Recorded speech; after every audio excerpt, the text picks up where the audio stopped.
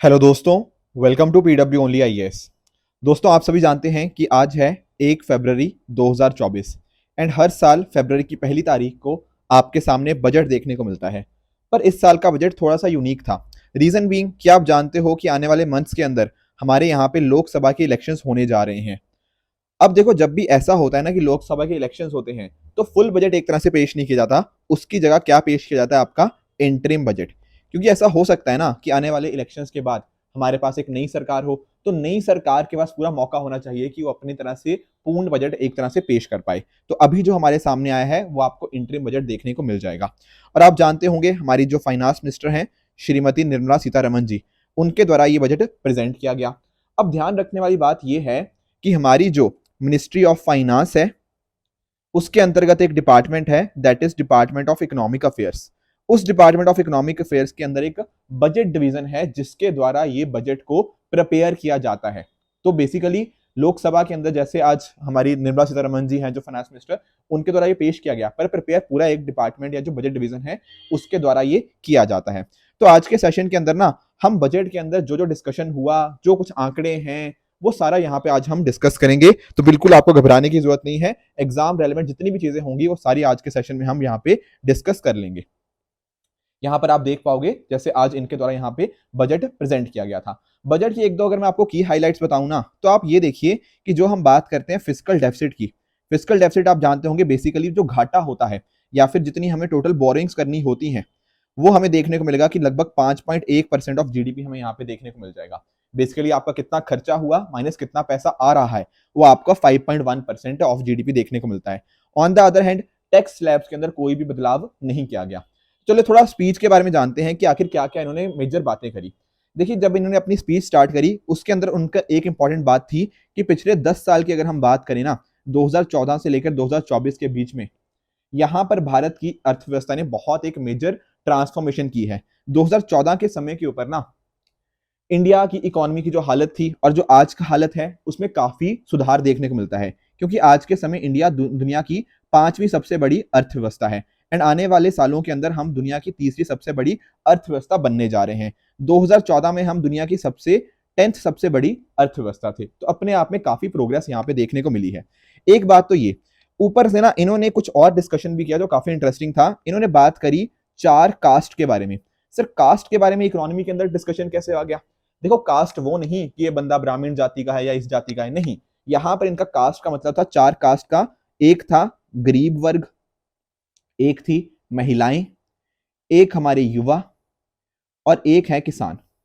दरअसल में इन्होंने हमारे प्रधानमंत्री जी को कोट किया एंड उन्होंने बोला कि हमारी सरकार ना इन 4 जातियों का सबसे ज्यादा ध्यान रखती है, जहां पर गरीब, आपकी महिलाएं, युवा और कहीं ना कहीं आपके जो फार्मर्स होते हैं। तो इनकी एस्पिरेशंस, इनकी जो जरूरतें होंगी वही हमारे जो कंट्री है उसकी ग्रोथ की दिशा को डिटर्मिन करती हैं।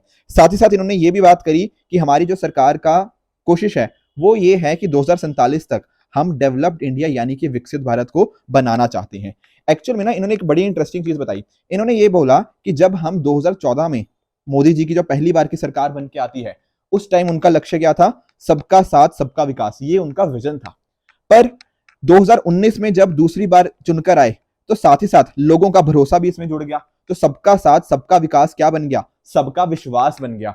पर अब क्या हो रहा है? अब सब लोग साथ में जुड़ रहे हैं। आपकी डेमोग्राफी, डेमोक्रेसी और डाइवर्सिटी, सब तरह के लोग यहाँ पे साथ में जुड़ रहे हैं और वो क्या कर रहे हैं? सब मिलकर साथ में प्रयास कर रहे हैं। तो अब हमारी सरकार का क्या सपना है? सबका साथ, सबका विकास, सबका विश्वास और सबका प्रयास। तो ये यहां पर हमारी फाइनेंस मिनिस्टर जी ने ये बात बोली है और इन्हीं चारों से, सबका साथ, सबका विकास, सबका विश्वास और प्रयास के माध्यम से ना हम 2047 तक एक विकसित भारत यानी कि डेवलप्ड इंडिया बन जाएंगे। ऐसा यहां पर हमारी फाइनेंस मिनिस्टर जी का यहां पे कहना था।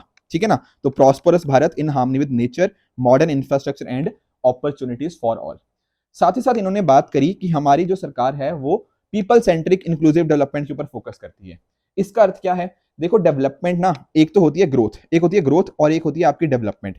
जब हम बात करते हैं ग्रोथ की, इसका मतलब सिर्फ हम यहाँ पे ना सिर्फ जीडीपी वगैरह देखते हैं कि कितनी तेजी से अर्थव्यवस्था बढ़ रही है, पर डेवलपमेंट के अंदर सारी चीजें आ जाती हैं कि कहीं ना कहीं जो आपका गरीब से गरीब इंसान भी है, जो अंत्योदय है, कहीं ना कहीं उसको बेनिफिट मिल रहा है या नहीं मिल रहा। और यहाँ पर हमारी फाइनेंस मिनिस्टर जी का कहना था कि हमारी डेवलपमेंट है all round, all pervasive and all inclusive, यानी कि सर्वांगीण, सर्वस्पर्शी और सर्वसमावेशी।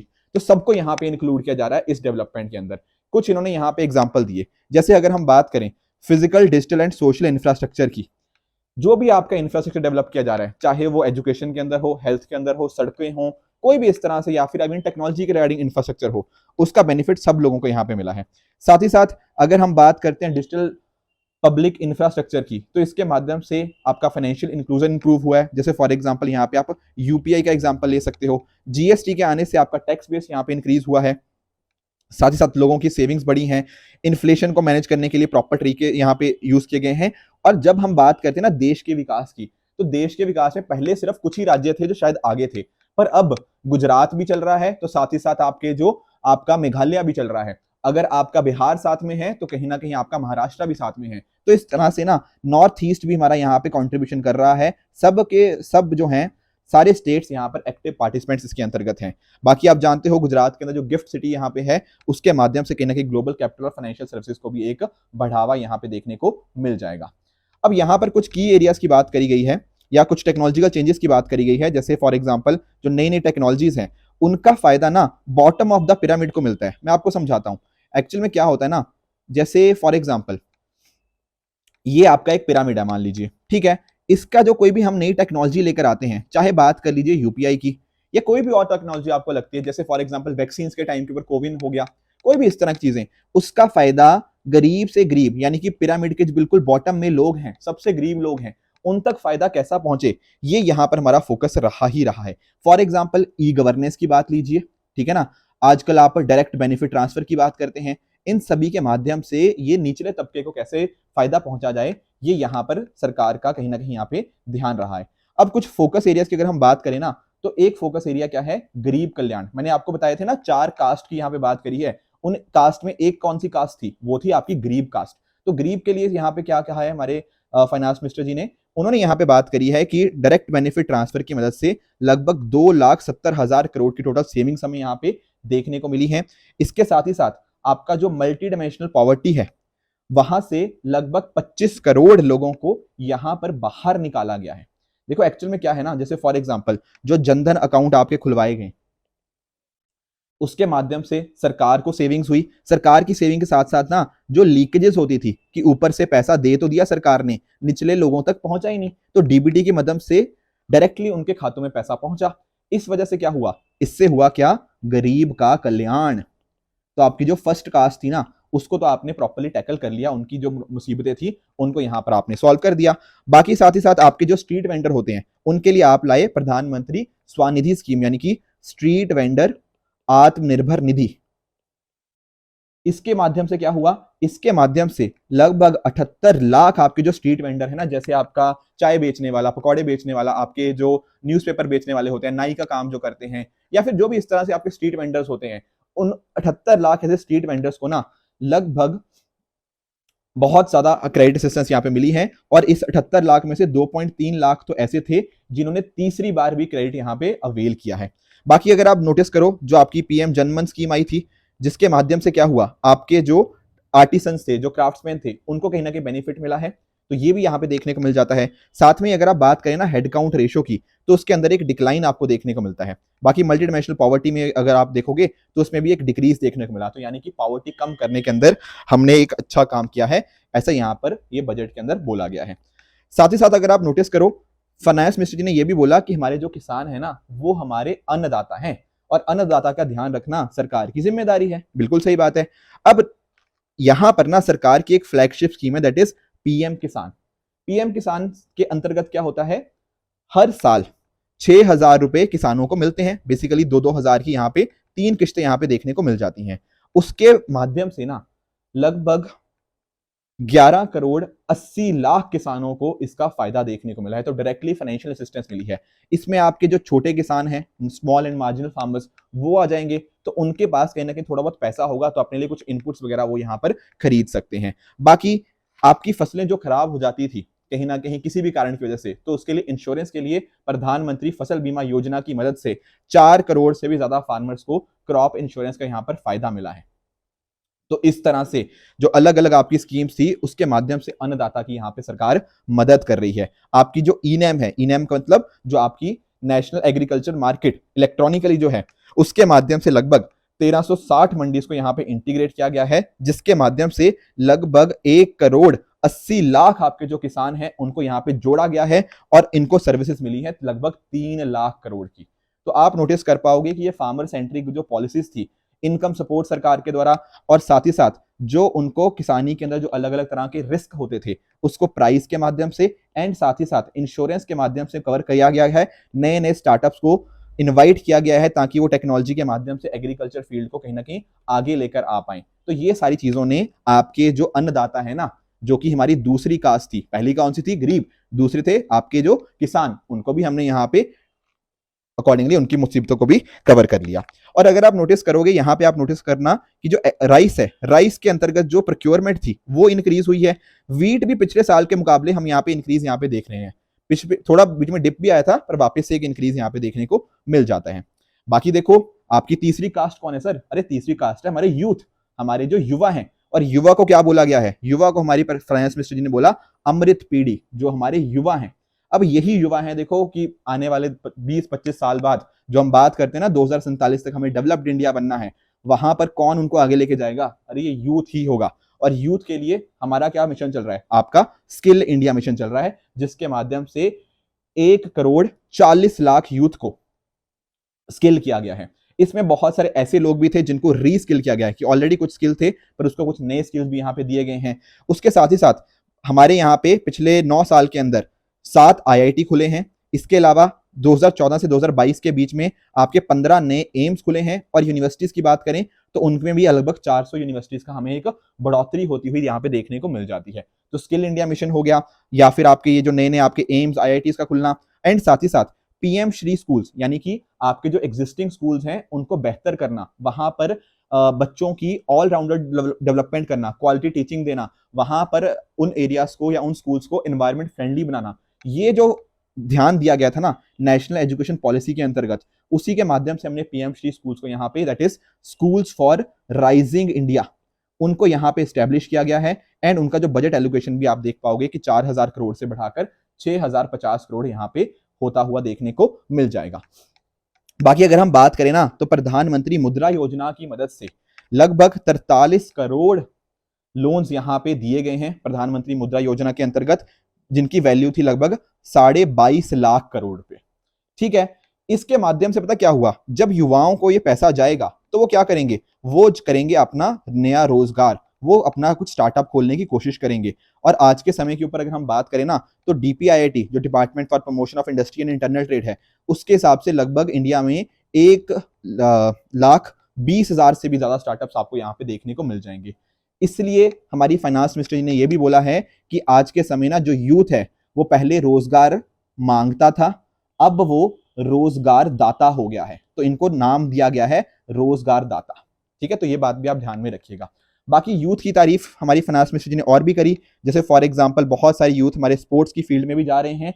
आपने देखा होगा हमारे जो चेस के नंबर 1 रैंक प्लेयर हैं प्रज्ञनंदा जी, ठीक है ना, उन्होंने यहाँ पर जो मैग्नस कार्लसन थे उनके साथ बहुत अच्छा एक मुकाबला भी किया था। एशियन गेम्स के अंदर हमने बेहतर परफॉर्म किया है, एशियन पैरा गेम्स के अंदर हमने बेहतर परफॉर्म किया है। तो यूथ की काफी सारी तारीफ करी गई है। अब आप सोचेंगे सर तारीफ तो होगी सर, पुअर की होगी, आपके किसानों की होगी, आपके यूथ की भी होगी, अब चौथी कैटेगरी कौन है? चौथी कैटेगरी पे भी आते हैं। पहले एक चीज जान लो कि पहले हमारे प्रधानमंत्री जी ने स्लोगन दिया था जय जवान जय किसान का। फिर वाजपेयी जो शास्त्री जी थे ना, शास्त्री जी आप जानते हो, जय जवान जय किसान का नारा दिया था 1964-1965 के अराउंड, ठीक है ना। उसके बाद हमारे जो प्रधानमंत्री जी वाजपेयी जी ने इसमें जय विज्ञान, साइंस की कंट्रीब्यूशन को रिकॉग्नाइज करते हुए उसमें जय विज्ञान भी ऐड कर दिया। फिर हमारे जो प्रधानमंत्री मोदी जी हैं उन्होंने रिसर्च एंड डेवलपमेंट की इंपॉर्टेंस को समझते हुए इसके अंदर जय अनुसंधान को भी यहाँ पर जोड़ दिया। तो इस तरह से आप नोटिस कर पाओगे कि जो जय जवान जय किसान था अब वो क्या बन गया है? जय जवान जय किसान, जय विज्ञान और जय अनुसंधान। आई होप ये पॉइंट भी आप समझ गए होंगे। अब देखो चौथी कैटेगरी है, दो है हमारी महिलाएं, यानी कि नारी शक्ति। अभी थोड़े दिन पहले, मतलब 5 दिन पहले ही 26 जनवरी होके हटी है, उसका थीम क्या था? सर वो भी तो नारी शक्ति था। बिल्कुल, नारी शक्ति का अर्थ क्या होता है? सर वो होता है वुमेन लेड डेवलपमेंट का। बिल्कुल सही बात है। और अगर हम बात करें ना वुमेन लेड डेवलपमेंट, तो हम सिर्फ ये कहते नहीं है, ये करते भी हैं। फॉर एग्जाम्पल G20 हुआ पिछले साल, बिल्कुल वहां पर भी हमने वुमेन लेड डेवलपमेंट की बात करी। एम्पावर, वहां पे भी हमारे अलग अलग तरह के समिट्स हुए जहां पर महिलाओं को हमने आगे बढ़ाने की बात करी। उसी तरह से अगर हम बात करते हैं स्टेम, स्टेम क्या होता है आपका? Science, technology, engineering and mathematics. तो यहां पर इन चारों कोर्सेज के अंदर अगर आप नोटिस करोगे एनरोलमेंट, तो 43% जो एनरोलमेंट है वो महिलाओं का है, जो कि दुनिया में वन ऑफ द हाईएस्ट देखने को मिला है। ये शो कर रहा है कि वुमेन आखिरकार वर्कफोर्स में आ ही रही हैं। और 2017-18 की अगर हम बात करें ना, तो लेबर फोर्स पार्टिसिपेशन रेट सिर्फ 23% था, आज के समय में बढ़कर 37% हो गया है। यानी कि ना अब महिलाएं या तो रोजगार कर रही हैं या रोजगार की तलाश कर रही हैं ज्यादा। पहले तो वो उनको घर पे बिठा दिया जाता था, अब वो कहीं ना कहीं घर से बाहर निकल रही हैं एंड अपने पाँव के ऊपर, मतलब अपनी जो उनका पोटेंशियल है उसको अच्छे से अचीव कर पा रही हैं। बाकी अगर आप नोटिस करो तो 30 करोड़ मुद्रा योजना लोन्स वो वुमेन एंटरप्रेन्योर्स को यहाँ पे दिए गए हैं, ठीक है ना। तो मोमेंटम काफी इस डायरेक्शन में हमें देखने को मिला है। बाकी साथ में अगर आप नोटिस करो फीमेल की एनरोलमेंट बढ़ी है हायर एजुकेशन के अंदर, एंड उसके साथ ही साथ आपके जो सेल्फ हेल्प ग्रुप्स होते हैं वहां पर भी ना 1 करोड़ महिलाओं को हमने यहाँ पे असिस्ट किया है 83 लाख SHGs के माध्यम से, ताकि वो लखपति दीदीज बन पाए। इसके साथ ही ना यहाँ पर हमारी जो फाइनेंस मिनिस्टर जी थे उन्होंने एक दो चीजें और बोली कि जैसे फॉर एग्जाम्पल हमने 1/3 रिजर्वेशन जो लेकर आए हैं, ठीक है ना, महिलाओं के लिए लोकसभा के अंदर, एक ये स्टेप। और साथ ही साथ जब हमने ट्रिपल तलाक, जो इंस्टेंट ट्रिपल तलाक था, उसको हमने इलीगल किया था इसके माध्यम से।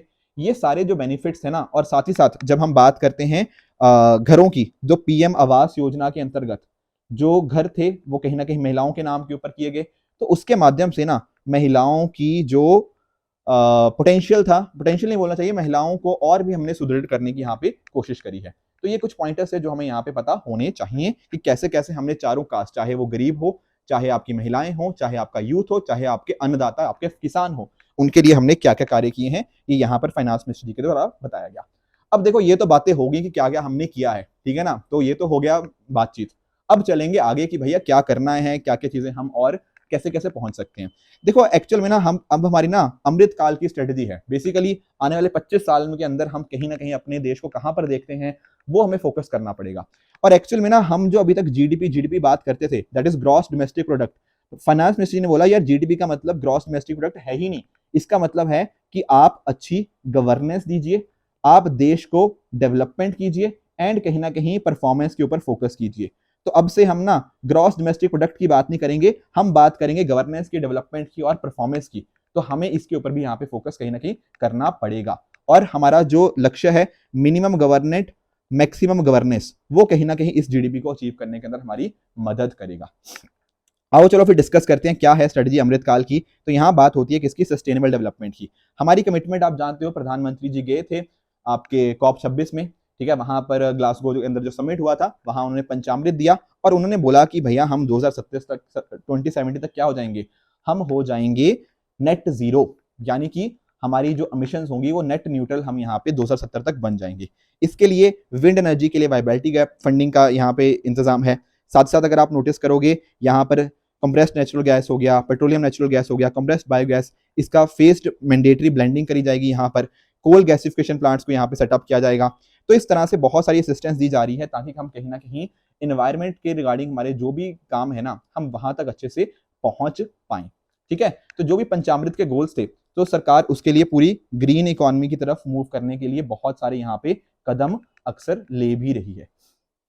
साथ ही साथ अगर इसके अलावा देखे जाए ना, तो जब 22 जनवरी को राम मंदिर का आप जानते हो अयोध्या के अंदर प्राण प्रतिष्ठा की गई, उसके बाद हमारे प्रधानमंत्री जी ना एक स्कीम लॉन्च की थी, PM सूर्योदय मिशन।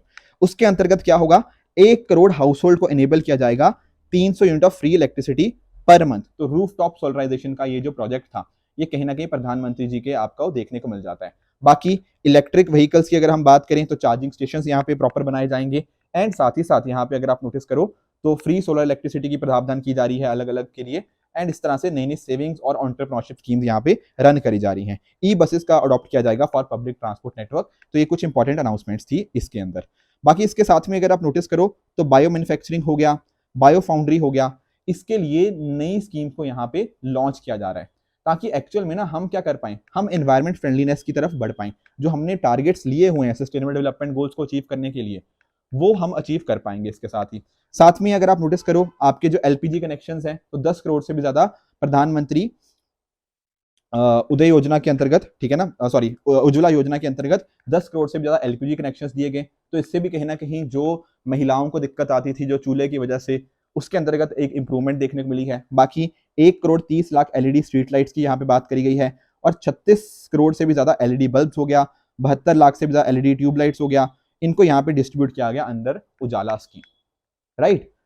उसके साथ में ही अगर हम बात करें percentage of non fossil fuel installed capacity, तो नॉन फॉसिल का ना इंस्टॉल्ड कैपेसिटी बढ़ना, ये भी शो करता है कि अब हम ग्रीन एनर्जी की तरफ काफी तेजी से आगे बढ़ रहे हैं, ठीक है। तो ये बात थी बायो मैन्युफैक्चरिंग और बायो फाउंड्री, जिसके लिए अभी आने वाले दिनों के अंदर एक स्कीम आएगी। तो जब इसके डिटेल्स वगैरह आ जाएंगी, मैं उसके लिए आपके साथ अलग से वीडियो बना भी दूंगा, या प्रीलिम बूस्टर में डिस्कस कर लेंगे कि क्या स्कीम आती है। पर अभी बस बोला गया है कि फ्यूचर में ये स्कीम आएगी।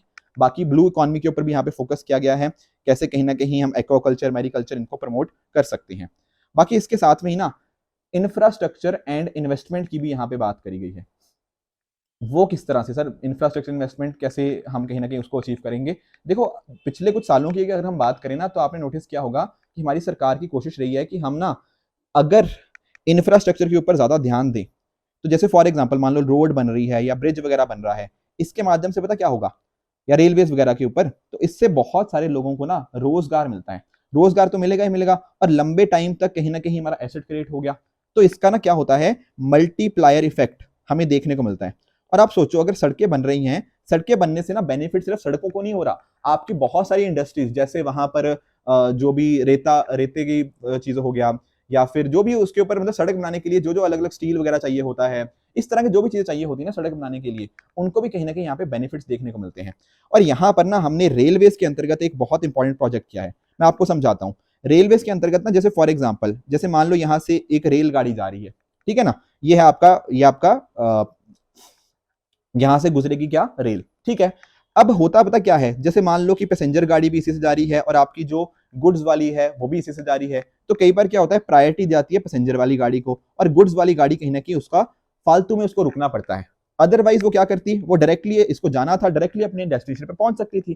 पर अगर मान लो हमने इसके लिए अलग से ही ट्रैक बना दिया, जहां पर सिर्फ मालगाड़ी ही चलेगी, जहां पर सिर्फ फ्रेट का मूवमेंट होगा, उससे क्या होगा, यहां पर हर जगह के ऊपर फ्रेट गाड़ी को रोकने की जरूरत नहीं पड़ेगी, एंड अकॉर्डिंगली वो अपने डेस्टिनेशन के ऊपर जल्दी पहुंच पाएगी। जल्दी पहुंच पाएगी तो कॉस्ट कम आएगा, ठीक है। जब टाइम सेव हुआ, कहीं ना कहीं उससे कॉस्ट सेव हुआ, ये सब चीजें सेव होंगी, तो कहीं ना कहीं जो हमारे लॉजिस्टिक कॉस्ट है उसके अंदर एक कमी देखने को मिलेगी, एंड अकॉर्डिंगली हमारे जो प्रोडक्ट होंगे वो ज्यादा कॉम्पिटिटिव बन पाते हैं। तो इस तरह से ना यहां पर क्या हुआ है, 3 major economic railway corridor programs को इंप्लीमेंट किया जाएगा। एक कॉरिडोर्स होंगे हमारे energy, mineral and cement corridors, दूसरे होंगे प्रोट कनेक्टिविटी कॉरिडोर्स, और तीसरे होंगे हाई ट्रैफिक डेंसिटी कॉरिडोर्स। तो इन प्रोजेक्ट्स को आइडेंटिफाई किया गया है अंडर पीएम गति शक्ति, ताकि मल्टी मॉडल कनेक्टिविटी को हम बढ़ा पाएं, लॉजिस्टिक एफिशिएंसी को इंप्रूव कर पाएं, एंड कहीं ना कहीं जो कॉस्ट है उसको भी अकॉर्डिंगली हम कम कर पाएं। बाकी कोशिश रहेगी फॉरेन इन्वेस्टमेंट को यहाँ पे प्रमोट किया जा पाए, एंड आपका जो एयरपोर्ट्स हैं उनको और एक्सपेंड करें। आपका जो उड़े देश का आम नागरिक, ये जो आपकी उड़ान स्कीम है, इसके माध्यम से हम चाहते हैं कि जो हमारा एविएशन सेक्टर है वो कहीं ना कहीं हर इंसान के अफोर्डेबिलिटी उसकी यहाँ पे बढ़ाई जा पाए। ऐसा बताया जा रहा है कि हमने जो एयरपोर्ट्स हैं उनको यहाँ पे पिछले कुछ सालों के अंदर डबल कर दिया है। पहले लगभग 75 एयरपोर्ट हुआ करते थे, अब पिछले 10 साल के अंदर ये 75 से बढ़कर लगभग 149 एयरपोर्ट्स इंडिया में देखने को मिल जाएंगे। बाकी आपके टीयर 2 सिटीज हो गया, आपके टीयर 3 सिटीज हो गया, वहां पर उड़ान स्कीम के माध्यम से उन पर्टिकुलर एयरपोर्ट्स को भी कवर किया जा रहा है, और यहां पर लगभग 517 नए रूट्स ऐड किए गए हैं, जिसके माध्यम से हमने 1 करोड़ 30 लाख नए पैसेंजर्स को यहाँ पे, उनको यहाँ पे फ्लाइट्स यहाँ पे दिलवाई हैं, ठीक है। बाकी अगर हम बात करें सिमिलरली, अगर हम रेल की बात करें, तो मेट्रो रेल हो गया, आपका नमो भारत हो गया, इसके माध्यम से ना अर्बन ट्रांसफॉर्मेशन काफी इंप्रूव होगा। जैसे फॉर एग्जाम्पल, अगर मान लो कि आप रहते हो, इमेजिन करना आप मेरठ में रहते हो और आप काम करते हो दिल्ली के अंदर। अगर देखो, आपको या तो ये है कि आप डेली मेरठ से दिल्ली अप डाउन करो, पर वो तो सर टाइम लग जाएगा उसके अंतर्गत। अगर आप दिल्ली में घर लेते हो तो आप रियलाइज करोगे यार एक तो खर्चा बहुत हो रहा है और दिल्ली में वैसे ही बड़ा कंजेशन है।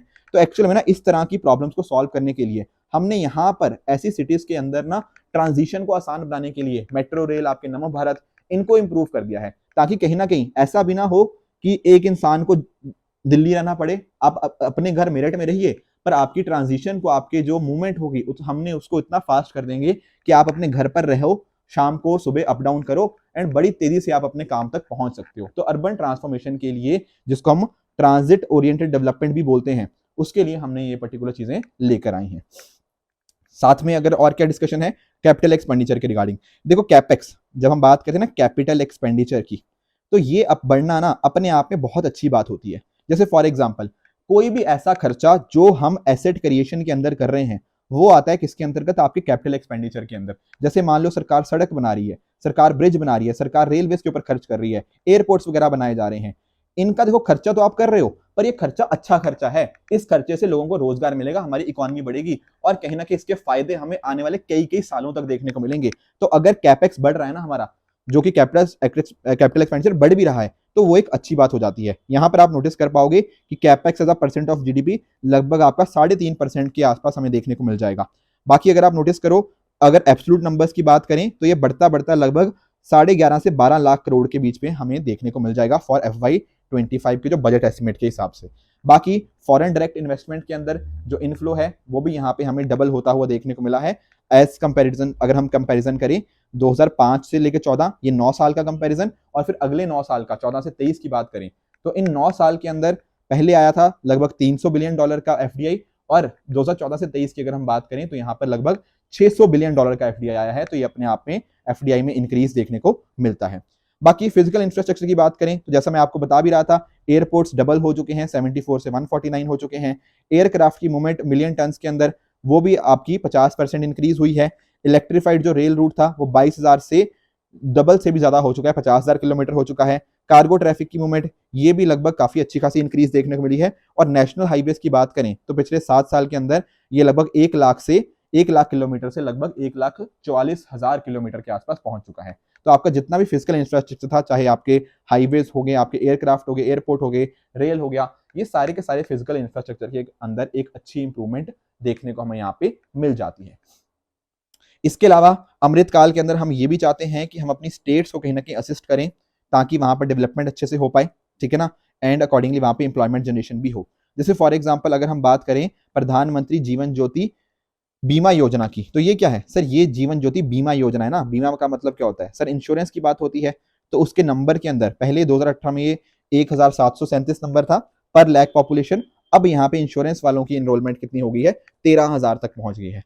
और उसी तरह से महिलाएं जो एंटीनेटल केयर के लिए रजिस्टर करती हैं, एंटीनेटल मतलब बच्चे का जन्म से पहले का जो समय होता है, वहां पर रजिस्ट्रेशन अगर हम देखें तो 100 में से पहले लगभग 68 महिलाएं यहाँ पर रजिस्टर करती थी, अब ये नंबर लगभग बढ़ के 90% हो चुका है। तो यानी कि ना हेल्थ सेक्टर के अंदर आप बात करोगे, इंश्योरेंस सेक्टर के अंदर बात करोगे, वहां पर भी एक इंप्रूवमेंट देखने को मिली है। इवन साथ में यहाँ पे ये भी नोटिस करो कि जो बच्चियों को सर्वाइकल कैंसर हो जाता है उसके लिए यहाँ पे वैक्सीनेशन इंकरेज करी जा रही है फ्रॉम 9 to 14 ईयर्स वाली जो बच्चियां होती हैं, तो उनको भी यहाँ पर इससे एक बेनिफिट हम देखने को मिलेगा। साथ में ही इसके अलावा अगर आप यहाँ पे नोटिस करोगे आपके सक्षम आंगनवाड़ी पोषण 2.0, जिसके माध्यम से हम कहीं ना कहीं न्यूट्रिशन को यहाँ पे इंक्रीज करने की बात कर रहे हैं, तो उसका फायदा भी यहाँ पे इनको मिल जाएगा। साथ में अगर आप इसके देखो यहाँ पे प्लेटफॉर्म बनाया गया है मिशन इंद्रधनुष के लिए, ताकि जो वैक्सीनेशन हैं उनको यहाँ पे अच्छे से प्रोवाइड किया जा पाए। एंड लास्टली हेल्थ कवरेज के लिए आपके जो आयुष्मान भारत स्कीम के अंदर, वो यहाँ पर आपकी जो आशा वर्कर हैं, आपकी social health accredited social health activist हैं, आपकी आंगनवाड़ी वर्कर्स हैं, हेल्पर्स हैं, उनके लिए भी यहाँ पे इनको एक्सटेंड किया गया है। तो हेल्थ सेक्टर में भी हमने बहुत सारी जो कवरेज है उसको यहाँ पे इंक्रीज कर दिया है। बात करें अगर हाउसिंग की, तो जैसे मैंने आपको स्टार्टिंग में बताया भी था, प्रधानमंत्री आवास योजना के अंतर्गत हम नया जो टारगेट था 3 करोड़ हाउसेस का, हम बिल्कुल वहां पे पहुंचने वाले हैं अंडर द ग्रामीण वाला कंपोनेंट, और 2 करोड़ नए और हम यहाँ पे उनका टारगेट एडिशनली हम यहाँ पे ले रहे हैं फॉर द नेक्स्ट 5 ईयर, यानी कि 2 करोड़ और घर बनेंगे अंडर प्रधानमंत्री आवास योजना आपकी ग्रामीण के अंतर्गत। बाकी मिडिल क्लास के लिए हाउसिंग को प्रमोट करने के लिए, ठीक है ना, एक स्कीम यहाँ पे है हाउसिंग फॉर मिडिल क्लास की। बाकी आवास योजना के अंतर्गत अगर एलोकेशन की बात करें तो पहले यहाँ पे 23-24 के लिए 80,000 करोड़ से थोड़ा सा इंक्रीज हुआ है, मतलब बहुत ज्यादा इंक्रीज तो नहीं है, माइनर सा इंक्रीज यहाँ पे एलोकेशन का देखने को मिल जाएगा। उसके अलावा अगर मैं बात करता हूँ देखो टूरिज्म की, क्योंकि टूरिज्म भी आप जानते हो एक इंपॉर्टेंट कंपोनेंट बन जाता है। जैसे यहाँ पर हमारी फाइनेंस मिनिस्टर जी ने ना लक्षद्वीप की भी यहाँ पे बात करी कि हम चाहते हैं कि डोमेस्टिक टूरिज्म को हम ज़्यादा से ज़्यादा प्रमोट करें, तो वहाँ पर प्रॉपर इंफ्रास्ट्रक्चर को बनाया जाएगा, नई नई अमेनिटीज़ बनाई जाएंगी आपके अलग अलग आइलैंड्स के अंदर। तो जब इस तरह से लक्षद्वीप जैसी जगह के ऊपर हम इस तरह की अमेनिटीज़ को बनाएंगे, उससे वहाँ पर लोगों को रोजगार भी मिलेगा, ज़्यादा लोग वहाँ पे जाएंगे, तो वहाँ की इकोनॉमी भी ना कहीं बूस्ट होगी। यहाँ पर ना इन्होंने एग्जाम्पल भी दिया G20 का। देखो G20 की मीटिंग सिर्फ दिल्ली में नहीं हुई, आप जानते हो जम्मू कश्मीर के अंदर भी हुई, सर वहाँ मणिपुर में भी हुई, और भी अलग अलग एरियाज के अंदर इसकी अलग अलग मीटिंग्स यहाँ पे हमें देखने को मिलती हैं, मतलब अलग अलग कंट्रीज के अलग अलग पार्ट्स के अंदर। तो ये 60 से भी ज्यादा प्लेसेस के अंदर इस तरह की मीटिंग्स बताना हमारी कहीं ना कहीं जो डाइवर्सिटी है ना उसको बताता है। बाकी टूरिज्म के अंदर हम कहीं ना कहीं यहाँ पे स्पिरिचुअल टूरिज्म की भी यहाँ पे बात कर रहे हैं कि स्पिरिचुअल टूरिज्म भी एक बहुत इंपॉर्टेंट बन जाता है। बाकी जैसे दिल्ली के अंदर हमने जब G20 था तो आपकी मीटिंग्स के लिए आपके जो कॉन्फ्रेंसेस होती हैं, एग्जीबिशंस वगैरह लगते हैं, ऐसा जो टूरिज्म होता है उसको माइस टूरिज्म बोला जाता है। तो इस तरह के टूरिज्म को भी हम और प्रमोट कर सकते हैं। जैसे एग्जांपल समझना, जैसे मान लो आईपीएल का ऑक्शन होना है, अब आईपीएल ऑक्शन होगा या फिर आईपीएल की टीम्स आ रही हैं, उनको रहने के लिए जगह चाहिए, बहुत सारे एग्जीबिशंस वगैरह लगेंगे, तो वहां पर इस तरह के टूरिज्म को भी हम यहाँ पे प्रमोट कर सकते हैं। तो उसके लिए चाहिए क्या होगा, पोर्ट कनेक्टिविटी इंक्रीज करनी होगी, साथ ही साथ इंटरेस्ट फ्री लोन दिए जाएंगे आपकी सरकारों को, राज्य सरकारों को, ताकि वो फाइनेंसिंग कर पाए इन सभी, मतलब उनको यहाँ पे पैसे मिल पाए इस तरह की चीजों के लिए। बाकी एंटरप्रेन्योरशिप के लिए भी यहाँ पे प्रमोशन किया जा रहा है। बाकी बात करें अगर हम एग्रीकल्चर एंड फूड प्रोसेसिंग की, तो ये तो देखो हमारा एक मेन सेक्टर बन जाता है। रीजन बीइंग कि अगर हमारा एग्रीकल्चर अच्छा नहीं होगा तो देश में बाकी जो सेक्टर्स होंगे वो कहीं ना कहीं अच्छे से विकास नहीं कर पाएंगे। उसी के लिए ना हमने कुछ यहाँ पे स्टेप्स की बात करी गई है, जैसे गवर्नमेंट यहाँ पे private as well as public investment दोनों को प्रमोट करेगा in the post harvest activities. यानी कि आपका, आप जानते होंगे कि हमारा प्रोडक्शन के बाद ना स्टोरेज और प्रोसेसिंग, या आपका स्टोरेज कह लो, आपका ट्रांसपोर्टेशन कह लो, ये अच्छा ना होने की वजह से ना बहुत बार क्या होता है, हमारी जो फसल है वो खराब हो जाती है। पर हमारा फोकस है कि हमारे किसानों की हम इनकम को बढ़ाएं। उसकी वजह से हम यहाँ पे जैसे हमारी जो प्रधानमंत्री किसान संपदा योजना है, इसको यहाँ पे हम और एक्सपेंड करने की बात कर रहे हैं। ऑलरेडी इसने लगभग 38 लाख फार्मर्स को बेनिफिट भी किया है, पर हम चाहते हैं कि इसके बेनिफिट्स आगे भी यहाँ तक पहुंच पाए। इसके साथ में अगर आप नोटिस करो, जो नैनो डैप, एक्चुअल में क्या है ना, आपने नैनो यूरिया का नाम सुना होगा। एक तो होता है यूरिया, एक होता है नैनो यूरिया। नैनो यूरिया की मदद से पता क्या हुआ, जैसे नैनो स्केल पे जब हम चीजों की बात करते हैं तो कहीं ना कहीं उसकी यूटिलाइजेशन कम हो जाती है। जैसे अगर आपको मान लो यूरिया चाहिए ना, तो यूरिया की ज्यादा क्वांटिटी चाहिए होगी, पर आपने नैनो स्केल के ऊपर जाके यूरिया को यूज किया तो उसकी क्वांटिटी जो रिक्वायर्ड होगी वो कहीं ना कहीं कम होगी। उसी तरह से जैसे यूरिया के माध्यम से हम नाइट्रोजन अपनी मिट्टी को देने की कोशिश कर रहे हैं, उसी तरह से हमारे पास होता है डैप, डाई अमोनियम फॉस्फेट। इसके अंदर फॉस्फोरस की मात्रा अच्छी खासी होती है। तो सिमिलर चीज ना नैनो डैप भी इस तरह से यहाँ पे रिलीज किया जाएगा, ताकि अकॉर्डिंगली ये बेनिफिट भी हमारे किसानों तक पहुंच पाए। बाकी उसके अलावा ऑयल सीड्स के अंतर्गत जैसे आपका मस्टर्ड हो गया, ग्राउंड नट हो गया, सोयाबीन, सनफ्लावर, ये इस तरह के हमारे जो ऑयल सीड्स होते हैं ना, इसके अंदर अभी तक हम आत्मनिर्भर नहीं बने हैं। हमें बहुत सारे ऑयल सीड्स कहीं ना कहीं इंपोर्ट करवाने पड़ते हैं। उसके लिए यहाँ पे आत्मनिर्भर ऑयल सीड्स अभियान स्ट्रेटजी को यहाँ पे फॉर्मुलेट किया गया है, ताकि हम यहाँ पर भी अपनी जो सेल्फ डिपेंडेंस है, मतलब जो डिपेंडेंस है दूसरी कंट्रीज के ऊपर, उसको खत्म कर पाए एंड अपने आप पे आत्मनिर्भर बन पाए। बाकी डेयरी डेवलपमेंट के लिए भी यहाँ पे कॉम्प्रिहेंसिव एफर्ट्स लिए जा रहे हैं। जैसे फॉर एग्जांपल राष्ट्रीय गोकुल मिशन हो गया, आपका नेशनल लाइव स्टॉक मिशन हो गया, इन्होंने कुछ बेनिफिट्स दिए हैं, पर हम ना चाहते हैं कि हमारे डेयरी फार्मर्स को और बेनिफिट हो। दुनिया में अगर हम बात करेंगे ना मिल्क प्रोडक्शन की, तो India is the largest milk producer in the world. पर ऐसा पता क्यों है, क्योंकि इंडिया के पास बहुत सारे मिल्क एनिमल्स हैं, पर उनकी प्रोडक्टिविटी बहुत कम है। यानी कि अगर हम बात करते हैं दूध की, तो दुनिया में कौन सा कंट्री सबसे ज्यादा दूध प्रोड्यूस करता है? The answer is India. पर एक पशु हमारे यहाँ पे कितना दूध देता है? वो बहुत कम है। तो हमें इस प्रोडक्टिविटी को इंप्रूव करना है, इसी वजह से comprehensive program for dairy development इसको यहाँ पे फॉर्मुलेट किया जाएगा। प्रधानमंत्री मत्स्य संपदा योजना बेसिकली जो डिपार्टमेंट ऑफ फिशरीज है उसके द्वारा ये रन किया जाएगा, ताकि कहीं ना कहीं हम यहाँ पे प्रोडक्शन को इंक्रीज कर पाए। और ऐसा भी बोला जा रहा है कि यहाँ पर ना हम चाहते हैं कि अभी जो फिशरी सेक्टर के अंदर लगभग हर साल 50,000 करोड़ का एक्सपोर्ट होता है, हम इसको बढ़ाकर 1 लाख करोड़ कर दें। ये यहाँ पर इस पर्टिकुलर प्रधानमंत्री मत्स्य संपदा योजना को इस तरह से रिवैम्प किया जाएगा। बाकी 5 इंटीग्रेटेड एक्वा पार्क्स को भी यहाँ पे सेटअप करने की बात कही गई है। बाकी डेफिनेटली अमृत काल है, ये हमारा कर्तव्य काल होगा, यानी कि कहने का मतलब क्या, देखो 75 साल हो चुके हैं देश को आजाद हुए, हम चाहते हैं 100 साल की तरफ बढ़ना, पर हमारा भी कर्तव्य है, हमारा कर्तव्य मतलब हमारा कुछ रिस्पॉन्सिबिलिटीज हैं, तो हमें उन रिस्पॉन्सिबिलिटीज को समझना पड़ेगा, हमें अपने आप को कमिट करना पड़ेगा कि हम इस देश की तरक्की के लिए हम सारे काम यहाँ पे करेंगे। कंट्री ने बहुत सारी अपॉर्चुनिटीज दी हैं, हम उन अपॉर्चुनिटीज को यहाँ पे टेकअप करेंगे एंड देश के विकास के अंदर अपना अपना सब लोग योगदान देंगे। तो इस तरह से आप नोटिस कर पा रहे हो ये बजट एलोकेशन हमारा इंक्रीज हुआ है, चाहे ब्लू रेवोल्यूशन के लिए देख लो, आपका prime minister micro food processing enterprises scheme के अंतर्गत देख लो।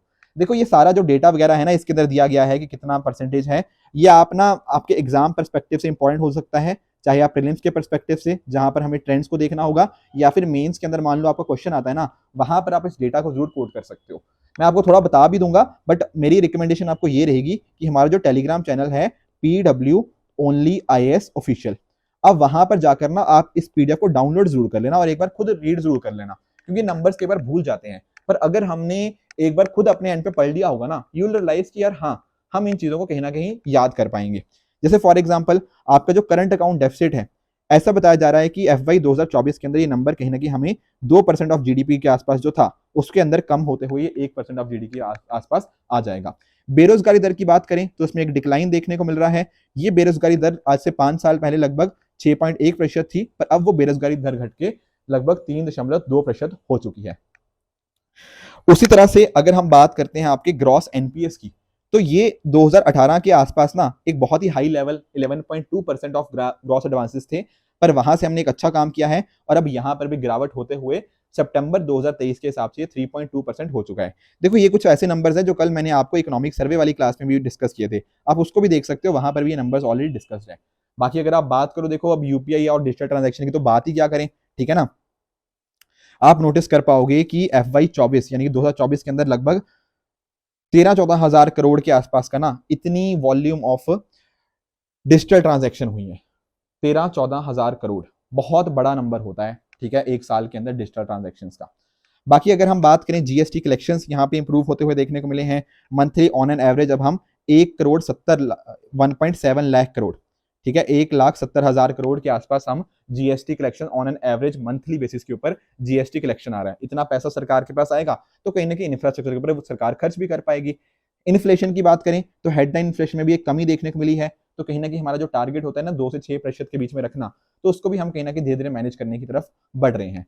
बाकी टैक्सेशन रिफॉर्म सरकार की तरफ बहुत सारे लेकर आए गए, और निर्मला सीतारमण जी ने यह भी बोला कि हमारे जो रिटर्न फाइलर्स थे उनमें यहाँ पर 2.4 टाइम्स बढ़ोतरी हुई है, और जो डायरेक्ट टैक्स हम कलेक्शन करते हैं ना वो ट्रिपल्ड हो गया इन द लास्ट 10 ईयर्स। समझ पा रहे हो, तो काफी एक अच्छा खासा इंक्रीज हमें यहाँ पे देखने को मिला है। बाकी रिफंड की जो प्रक्रिया थी पहले, उसमें लगभग आज से 10 साल पहले लगभग 3 महीने लगते थे, अब उस टाइम को हमने कम करके लगभग 10 दिन कर दिया है, तो यानी कि रिफंड आपको 10 दिन में मिल जाएगा।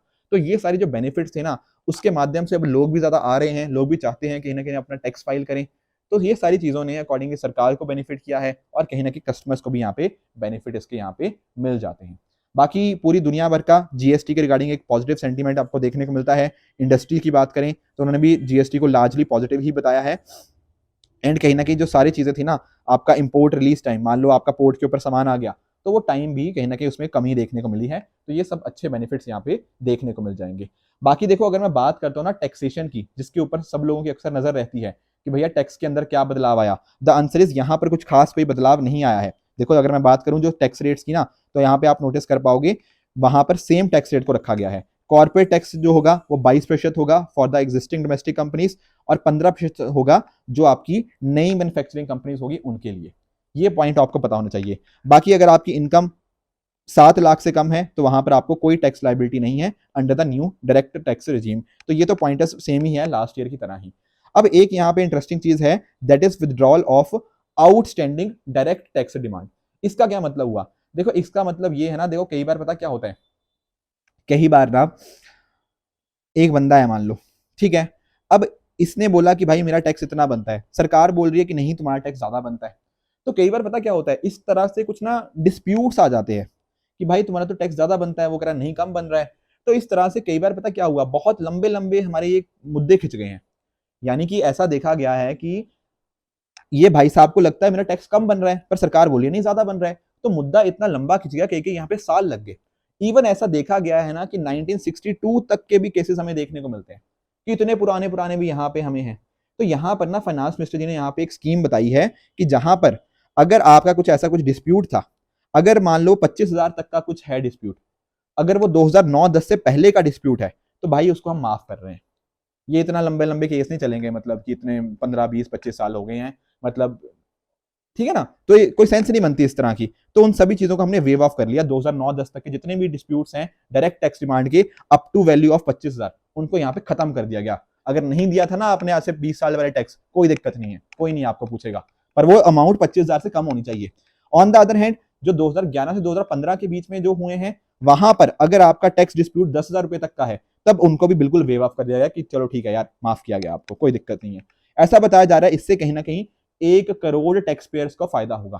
तो यानी कि ना 8 में से हर एक टैक्स पेयर्स को कहीं ना कहीं बेनिफिट करने जा रहा है। तो इस तरह के जो डिस्प्यूट्स वगैरह थे वो कहीं ना कहीं काफी कम हो जाएंगे, ये हमें यहाँ पे देखने को मिलता है। बाकी टैक्सेशन को कंटिन्यू रखा गया है, जो भी बेनिफिट्स थे आपके स्टार्टअप्स को, इन्वेस्टमेंट जो किसी ने करी हो, उनको 1 साल और के लिए यहाँ पे एक्सटेंशन देखने को मिल जाएगी। बाकी देखो आपके एग्जाम पर्सपेक्टिव से ना ये वाला ग्राफ बड़ा इंपॉर्टेंट है। जैसे फॉर एग्जाम्पल अगर कोई आपसे पूछे कि भाई 1 रुपया आखिर कहाँ कहाँ से आ रहा है, तो आपको पता होना चाहिए कि जब हम बात करते हैं कि अगर सरकार के पास 1 रुपया आ रहा है, उसमें मैक्सिमम कंपोनेंट पता क्या है? उधारी। सरकार 28% यहाँ पे उधार लेती है। उस मतलब अगर 1 रुपया सरकार के पास आया ना, उस 1 रुपये में से 28 पैसे तो सरकार ने उधार से कमाए हैं। उसके अलावा अगर आप नोटिस करो, इनकम टैक्स 19 पैसे सरकार को इनकम टैक्स के रूप में सरकार तक पहुंचे हैं। बाकी जीएसटी के माध्यम से सरकार को 18 पैसे पहुंचे हैं। कॉर्पोरेशन टैक्स की मदद से 17 पैसे पहुंचे हैं। तो ये 4 कंपोनेंट सबसे बड़े कंपोनेंट हैं। बाकी इसके अलावा और भी देख पाओगे, नॉन टैक्स रिसीप्ट्स हो गया, कस्टम्स हो गया, यूनियन एक्साइज ड्यूटी, आपके नॉन डेट कैपिटल रिसीप्ट्स, ये सारे बेनिफिट्स आपको मतलब ये सारे कंपोनेंट्स बनते हैं जिससे रुपये आता है सरकार के पास। उसी तरह से अगर मान लो सरकार के पास 1 रुपया है, तो सरकार कहाँ कहाँ पे खर्च करती है? देखो सरकार यहाँ पर ना 2 मेजर चीजें हैं। एक तो है कि सरकार को जो उधार ले रखा है सरकार ने, उसका इंटरेस्ट पेमेंट करना होगा। तो 1 रुपया अगर सरकार के पास आया ना, तो भैया 20 पैसे तो सरकार के यहीं चले गए। उसके साथ में ही स्टेट को जो शेयर होता है टैक्स एंड ड्यूटीज का, सरकार सेंट्रल गवर्नमेंट को वो देना पड़ता है, तो 20 पैसे वहां चले गए। बाकी सरकार की बहुत सारी स्कीम्स होती हैं, सेंटर सेक्टर स्कीम्स, ऐसी स्कीम जहां पूरा का पूरा पैसा आपकी सेंट्रल गवर्नमेंट देती है, उनको बोलते हैं सेंट्रल सेक्टर स्कीम, तो 16 पैसे वहां लग गए। उसी तरह से कुछ होती है सेंट्रल स्पॉन्सर स्कीम, ये वो स्कीम होती है जहां कुछ पैसा सेंटर की तरफ से, कुछ पैसा स्टेट की तरफ से आता है, तो 8 पैसे वहां चले गए। बाकी डिफेंस के ऊपर 8 पैसे खर्च हो रहे हैं, सब्सिडीज के ऊपर 6 पैसे, अदर एक्सपेंडिचर आप देख सकते हो, फाइनेंस क्वेश्चन का भी आप परसेंटेज देख सकते हो। पर आपको ना यहाँ पे एटलीस्ट जो टॉप के 3-4 हैं कि कहाँ पे रुपया जा रहा है और कहाँ से रुपया आ रहा है, ये टॉप के 3-4 आपको पता होने चाहिए, ताकि अकॉर्डिंगली आप कहीं ना कहीं एमसीक्यूज के अंदर इसको ठीक कर पाओ। बाकी यहाँ पर ना देखो कौन सी मिनिस्ट्री को कितना कितना पैसा मिला, ये यहाँ पर सारा आपको देखने को मिल जाएगा। जैसे डिफेंस मिनिस्ट्री को 6.2 लाख करोड़ मिला, रोड ट्रांसपोर्ट एंड हाईवेज को 2.78 लाख करोड़ मिला। इस तरह से आप देख सकते हो, इतना देखो यूपीएससी पूछता नहीं है, but just for your reference मैंने यहाँ पे डाल दिया है।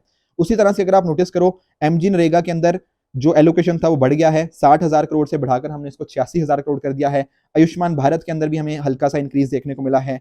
पीएलआई स्कीम में भी हमने बेनिफिट्स यहाँ पे इंक्रीज किए हैं। सोलर पावर के अंदर भी इंक्रीज हमें देखने को मिला है। तो ये कुछ जो मिशन है ना, इनको कितना कितना एलोकेट किया गया, नंबर्स आर नॉट इंपॉर्टेंट, पर आपको एक बेसिक आइडिया होना चाहिए। और अगर हम बात करें जो हमारे कंपोनेंट्स हैं, रेवेन्यू रिसीट कितनी है, कैपिटल रिसीट्स कितनी है, देखो अगर आपको इनका मतलब ना पता, तो कल ना हमारे इसी चैनल के ऊपर ओनली एस एक्सटेंडेड के ऊपर एक वीडियो आया था, जहां पर इन सबका टर्म्स का मतलब बताया गया था कि अभी रेवेन्यू रिसीट क्या है, कैपिटल रिसीट्स क्या है। तो आप देखोगे जो 2024-25 के बजट एस्टिमेट्स है ना, उसके अंदर हम रेवेन्यू रिसीट एक्सपेक्ट कर रहे हैं कि ये 30 लाख करोड़ तक पहुंच जाएगा। तो अच्छी बात है अगर हमारी रिसीट्स यहाँ पे बढ़ रही हैं। और जो 2023-24 के जो रिवाइज्ड एस्टिमेट्स थे ना, वो कितने बताए जा रहे हैं? वो 27 लाख करोड़ यहाँ पे बताए जा रहे हैं, जो सरकार को यहाँ पे रेवेन्यू रिसीट मिल रहा है। कैपिटल रिसीट की बात करें तो यहाँ पर एक सरकार को एक रिडक्शन देखने को मिलेगी 2024-25 के अंदर। एक्चुअली यहाँ से जो क्वेश्चन आते हैं ना, वो ये पूछे जाते हैं कि क्या कंसिस्टेंटली इंक्रीज हो रही है रिसीट्स या कंसिस्टेंटली डिक्रीज हो रही है। तो ये नंबर्स का एक बेसिक आइडिया रखो, plus at the same time क्या ट्रेंड बन पा रहा है वो भी देखो यहाँ पे। उसी तरह से अगर हम बात करें सरकार का खर्चा, रेवेन्यू एक्सपेंडिचर वाला खर्चा, वहां पर भी एक इंक्रीज हर साल हमें पिछले 3 साल में देखने को मिल रहा है। यानी कि 2022-23 के जो एक्चुअल्स, 2023-24 जो पिछले साल हमने बजट एक्सपेक्ट किया था, और 23-24 की जो रिवाइज्ड एस्टिमेट है उसमें हल्का सा बदलाव है, और अगले साल 24-25 के लिए हम एक्सपेक्ट करें ये और बढ़ेगा। ये थोड़ा सा चिंताजनक विषय हो सकता है, क्योंकि देखो रेवेन्यू एक्सपेंडिचर जैसे फॉर एग्जांपल सरकार अपने एम्प्लॉयज को सैलरी वगैरह दे रही है, वो बढ़ रहा है यहाँ पे। ये बढ़ना ठीक है, बट बहुत ज्यादा बढ़ेगा तो कहीं ना हमारे फिर डेफिसिट उससे बढ़ जाता है। ठीक है, इफेक्टिव कैपिटल एक्सपेंडिचर का भी आप यहाँ पे नंबर्स यहाँ पे देख पाओगे। तो अगर आप ओवरऑल बात करूं तो रेवेन्यू शिफ्ट्स हमारे कितने हैं, 30 लाख करोड़ के आसपास। ये पिछले एक्सपेक्टेड से ज्यादा होने वाले हैं। ठीक है, जो कि दिखाता है कि इकोनॉमी की फॉर्मुलाइजेशन हुई है और एक अच्छी ग्रोथ यहाँ पे देखने को मिली है। एस्टिमेट अगर हम बात करें फिस्कल डेफिसिट का, वो 5.8% रहने वाला है इस साल का, और अगले साल में एक्सपेक्ट करेंगे इसको और कम कर देंगे 5.1%। तो कहीं ना कहीं सरकार का जो घाटा है ना, वो कहीं ना कहीं कम होता हुआ हमें यहाँ पे देखने को मिल जाएगा। टोटल सीट्स की अगर हम बात करें, अगर हम उसमें बोरिंग्स को हटा दें तो वो कितना है, 30 लाख करोड़। एंड कहीं ना कहीं अगर हम बात करें टोटल खर्चे की, वो 47.66 लाख करोड़ देखने को मिल जाएगा। और टैक्स रिसीट्स कितनी होंगी यहाँ पे, 26 लाख करोड़। तो ये कुछ इंपॉर्टेंट नंबर्स है जो आपको यहाँ पे बेसिक आइडिया इनका होना चाहिए। बाकी मैं फिर से आपको बता दूं, आपको ये PDF PW only S official पे आपको यहाँ पे देखने को मिल जाएगी। तो आज के इंटरिम बजट के अंदर जो भी प्रधान फाइनेंस मिनिस्टर जी के द्वारा जो जो चीजें बताई गई थी, आई होप आपको सारी चीजें समझ आ गई होंगी। एक बार खुद भी इसको गो थ्रू करिएगा, एंड आई एम श्योर आपको आज का जो लेक्चर था बहुत अच्छे से समझ आ गया होगा। दोस्तों इसी तरह से आप भी आप एंड पे हार्ड वर्क करते रहिए। Thank you so much for the discussion.